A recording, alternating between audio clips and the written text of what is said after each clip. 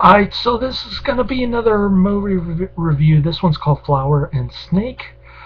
I'm not sure the reason for the movie title. Nevertheless, there was a 1974 movie that was similar, I believe. This is a Tokyo Shock release. Um, and it does manage to shock. Um, it's rather disoriented. The plot is confusing. It starts out with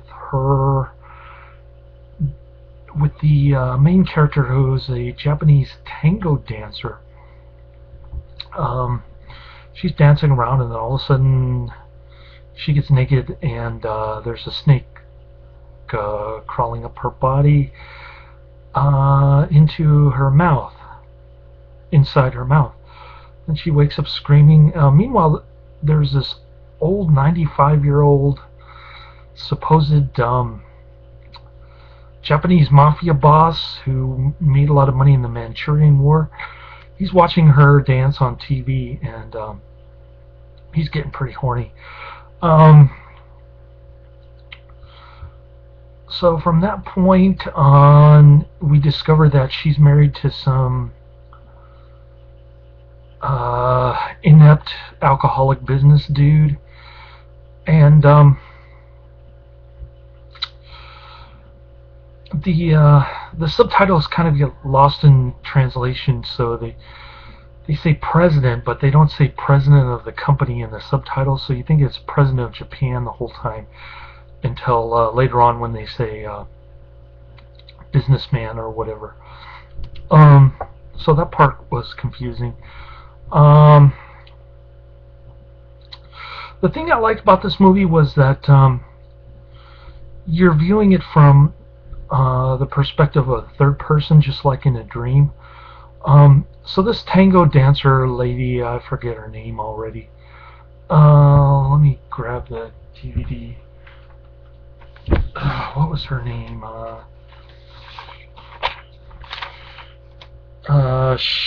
Shizuko is her name. Shizuko. Okay, so she's having these recurring nightmares. The first one being the one with the snake going into her mouth. The second one being like a long, dragged out place called the Colosseum, I guess. In her nightmare, it's rather a long nightmare. Must be an all-nighter. But basically, the Japanese mafia dude finds somebody who got fired from her husband, and his marriage. Consequently, his marriage went down the tubes, and he went into debt. So that was one aspect of the Japanese mafia, that they didn't like him. The second aspect was that he was caught on tape bribing a government official. So the mafia tried to bribe him for that. They wanted billions of yen, or his wife. So he chose to hand over his wife, and she ended up in this Coliseum place where they do lots of weird stuff, snuff and rape and torture. The scenes are brutal, and they're kind of choppy editing. I mean, you'll see a lot of sex scenes, and then all of a sudden it ends, and it starts up again, and you're like, well, why did it fade in the first place? That was one thing. And the sex scenes take up about a whole hour of the movie, so be prepared. There's peeing. There's what else? Oh, there's the 95-year-old dude raping the dancer. That was pretty weird. He has a heart attack as a result, or some kind of health problems. Like, I'm surprised that he can even get it up at age 95. But after he bones her, he dies from exhaustion, I guess. It's kind of funny scene. A little disturbing, I would say. 95-year-old humping on a 20-something. But yeah, there's that, and then the ending is inexplicable. She manages to shoot some dude, and when she escapes, she ends up on the top of her husband's corporate building. So that didn't make any sense. A lot of people were on Netflix were confused by the plot, and the end scene is just her dancing around. It doesn't really relate to any other parts of the movie other than the first part, I guess.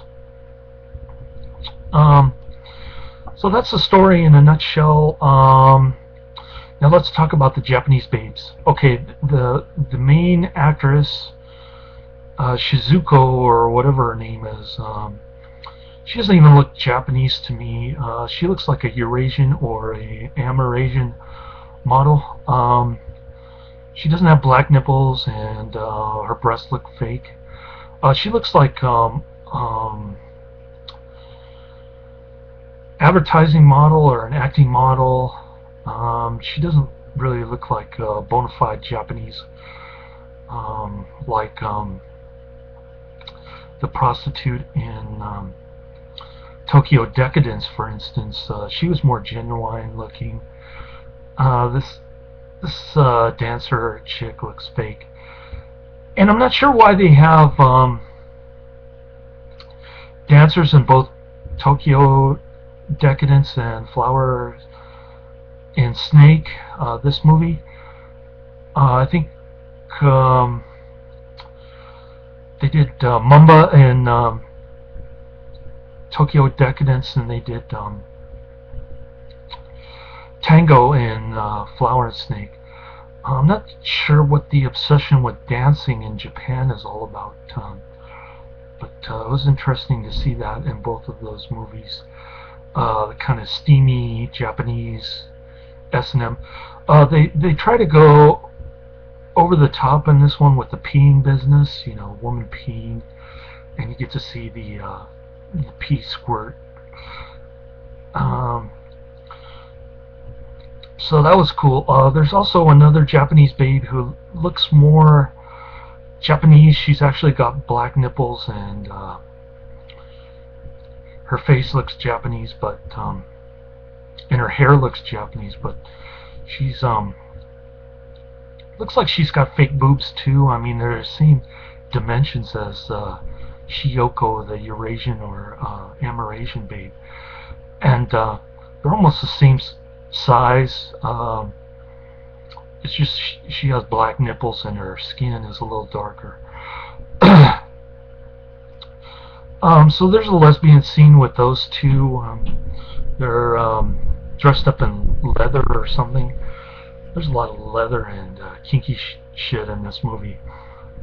So that scene was pretty cool. I gave it 5 stars on Netflix. I thought it was a great movie. Definitely one of the better movies coming from Japan, exploitation movie. And so check it out. And thanks for listening to my review. Sorry I couldn't upload it last night, but